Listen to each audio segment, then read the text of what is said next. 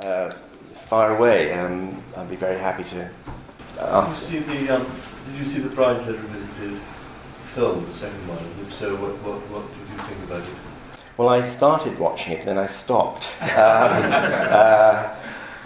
I was up for that job. I think there were a series of inquiries, and I would have gladly taken it on,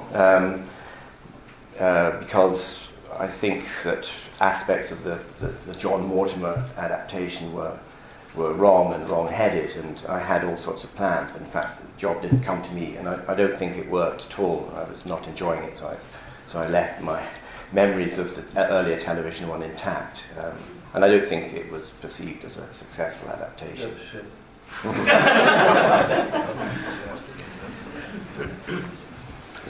And did you ever adapt one of your own novels for a film? And how is that different? I have adapted several, actually. I think 5 or 6 for film and for television. And it's the same kind of process, it's the same craft of thinking, here's the novel, it will always exist. How do I make a good film or a good mini-series out of it? The wonderful thing is I can authorize myself to take enormous liberties and cut characters and change plots and so on. Particularly when you're adapting classic novels like Waugh's or Vargas Llosa's, or I've also adapted a novel by Joyce Carey called Mr. Johnson, which is a great novel about Africa. And you're slightly aware of the reputation and the hallowed ground on which you're treading, but when it comes to my novels, hey, tear it apart.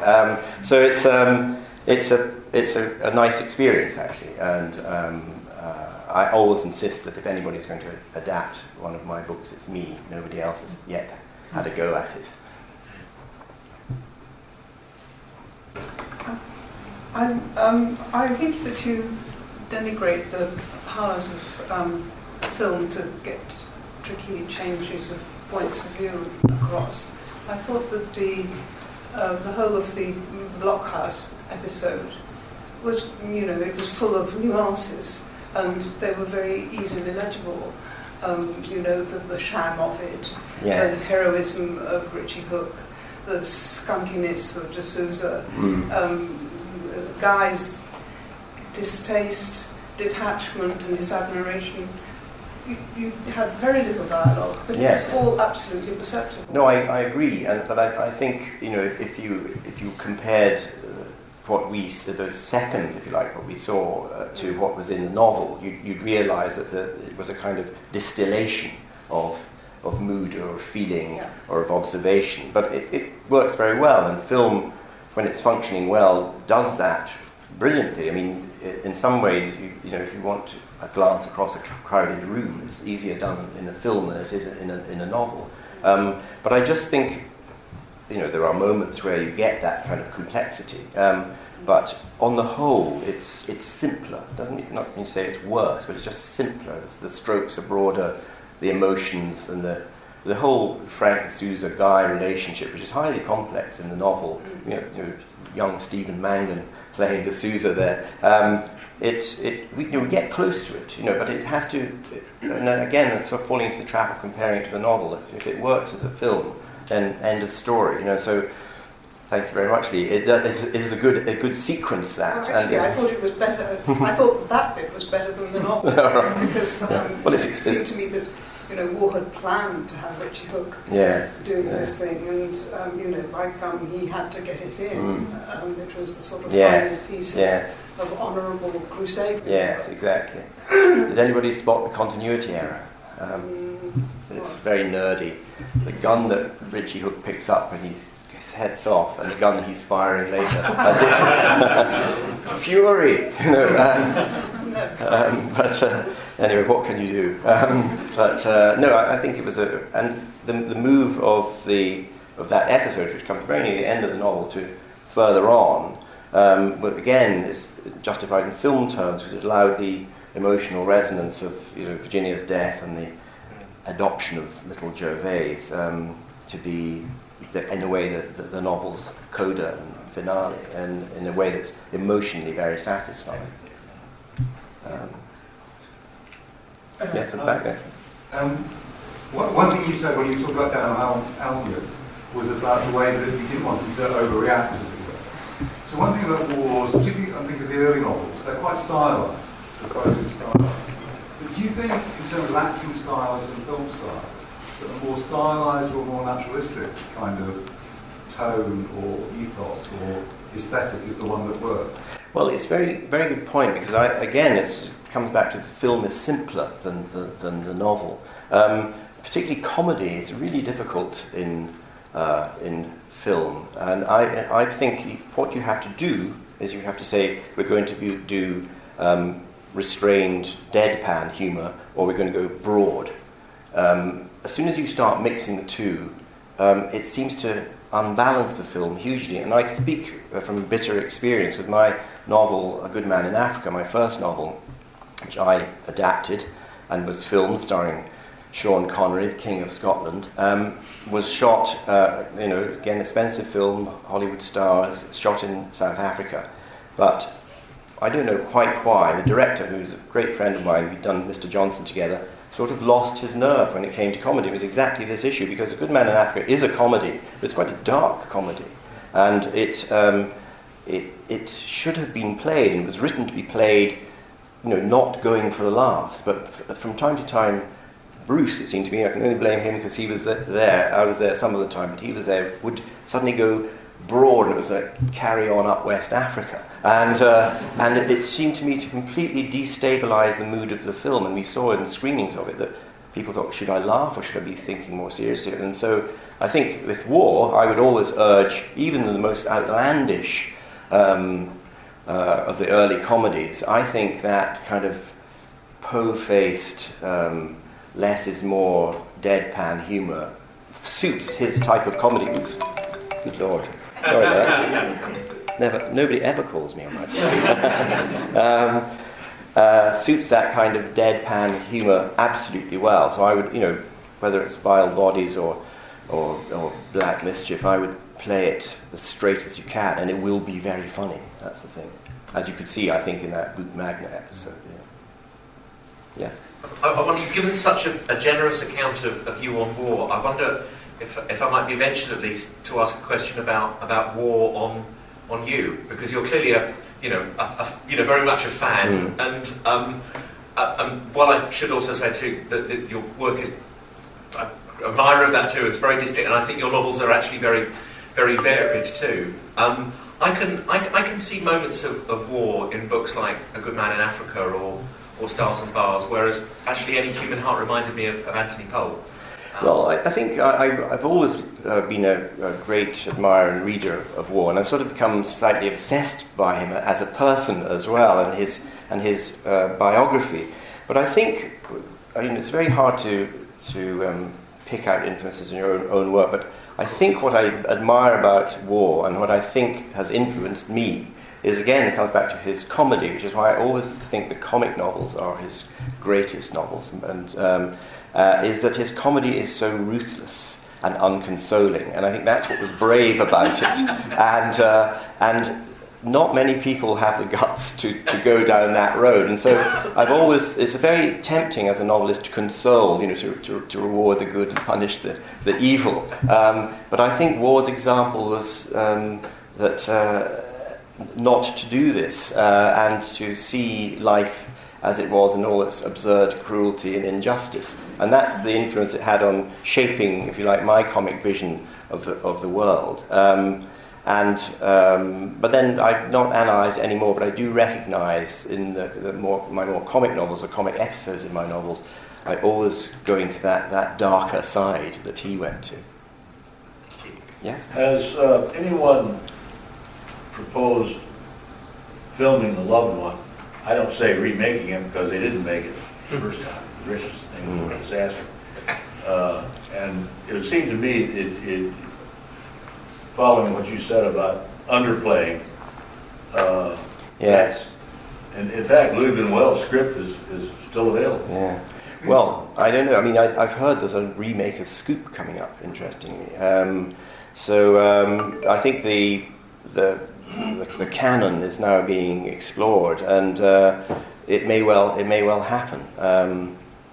but I'm not. I haven't heard of anything about the loved one in the works. There's bad rights issues on the novel. Oh right, because it was made into a Warner film. Brothers Yeah. hold on to it, and they say if anyone's going to make it, they want to be paid £5 billion. That's right. And they're not making it Never mind. themselves. Yeah. You Yes. say Scoop is the masterpiece in your view, but if ruthless and unconsoling, which is a great phrase, is your criterion, is the loved one not even more ruthless?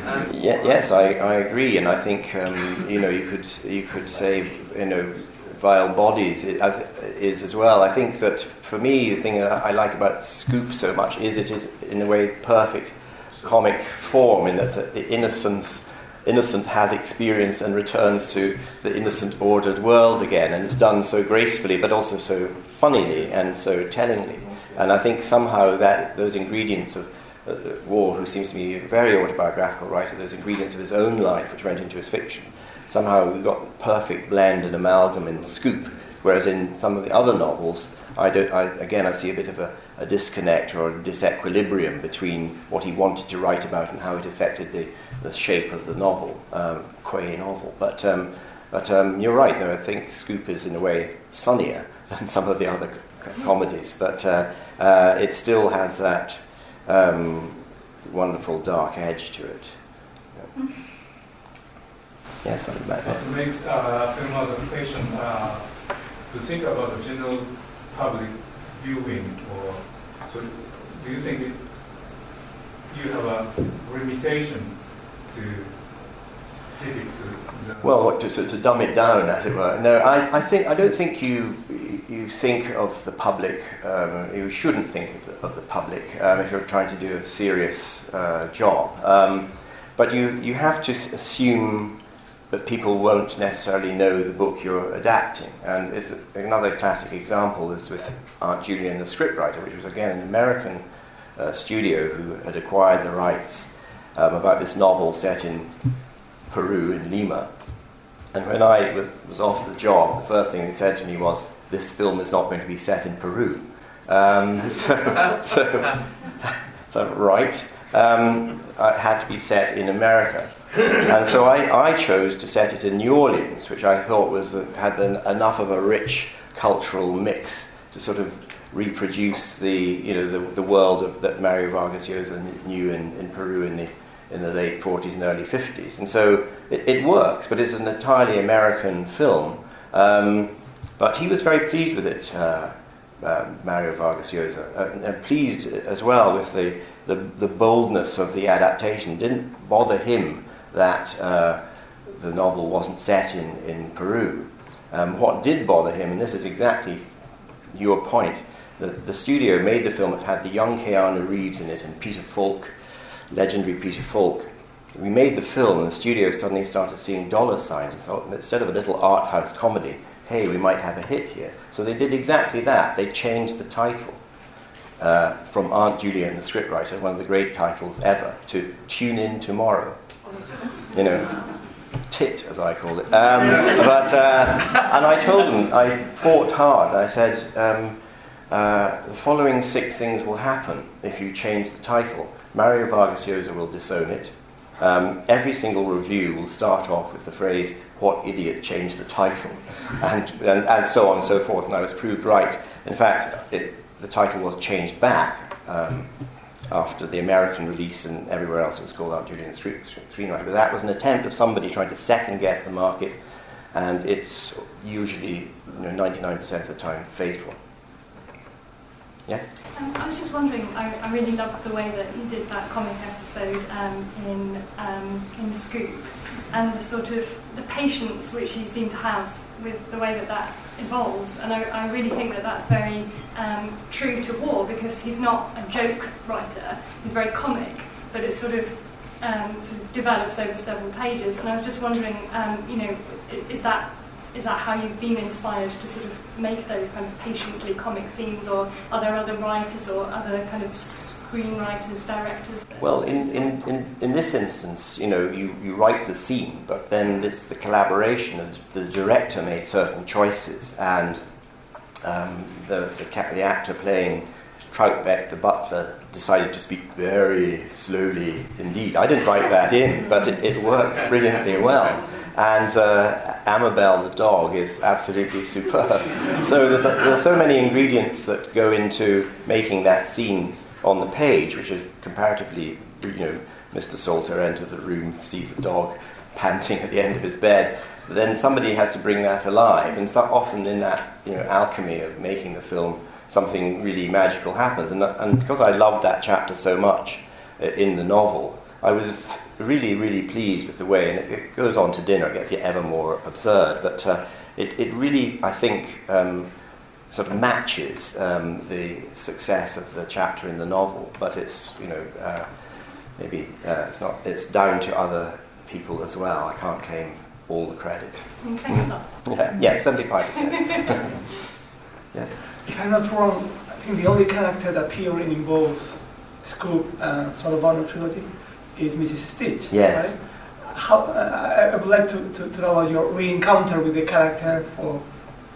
Well, it's interesting. I am particularly interested in how you added it, if it was you who added it, the scene in which Mrs. Stitch is making love with Ivor Clare in the novel. They are supposed to be chums, right? In the version, they are lovers, right? I think it's implied. I think, and I think you could read that into it, but I may be wrong. We had Mrs. Stitch in Scoop played by, and Mrs. Stitch in Sword of Honor, obviously played by different actresses, and Nicola Paget in the first, and Catherine Cartledge, who's now dead actually, in the second. They're both wonderful Mrs. Stitches. But again, it may have been, I can't remember my thought, but it may have been to give that scene between Ivor Clare and Mrs. Stitch more edge cinematically, if we could imply that they were lovers. That's the sort of thing you're always doing in order to make, it's an old Hollywood adage actually, you ask yourself in every scene you write, what's at stake? And if there's nothing at stake, then the scene is going to be flat. And it could be a scene of somebody making a cup of tea, but if they're trying to make the best cup of tea in the world, it suddenly becomes interesting. So you're always looking at scenes and trying to inject something in them, which may just be expository narrative, as it was in this case, which she then destroys the evidence about Ivor's, or the letter she's meant to forward, or something like that. So it's you're trying to give the scene a little bit of extra impact, and so whether I creatively misread the novel in order to do that, it was again part of the process of adaptation. Are we all done? Any more questions? Time for one more if anybody wants one question. Okay. Yes. At the end of Sword of Honor, the film, I think in the film version, Frank D'Souza delivers the bad news about the Kanyes instead of the jerk Gilpin. How did that come back? It was just because Gilpin had been written out? Yes, I think there's no Gilpin. There was no Gilpin. Frank the short straw. Yeah, and I think lots of characters. Jumbo Trotter doesn't appear. These sort of classic characters from the trilogy, because of this sudden edict to go from 6 hours to 3 hours. But I'm sure it was that often these decisions are purely pragmatic. We just can't afford another actor, or if this actor says a line, we have to pay him more. If he says nothing. So all these sort of things come into play, and often I've no idea why. I mean, there's one scene I was watching it again the other day, where a Yugoslavian partisan says, we need to get up to see the governor ASAP. What? Who said ASAP in 1949? But I'm sure that they just ad-libbed it and nobody picked it up. But so all sorts of things go on. Jack Shepherd ad-libbing in the stopped train in Scoop, going on and on and on. The train stopped, I don't know what to do. They say we'll be here for 2 hours or 20 hours. So it's out of your hands to a certain extent. But I'm sure that was the reason in this instance. Okay, well, thank you very much indeed. Thank you.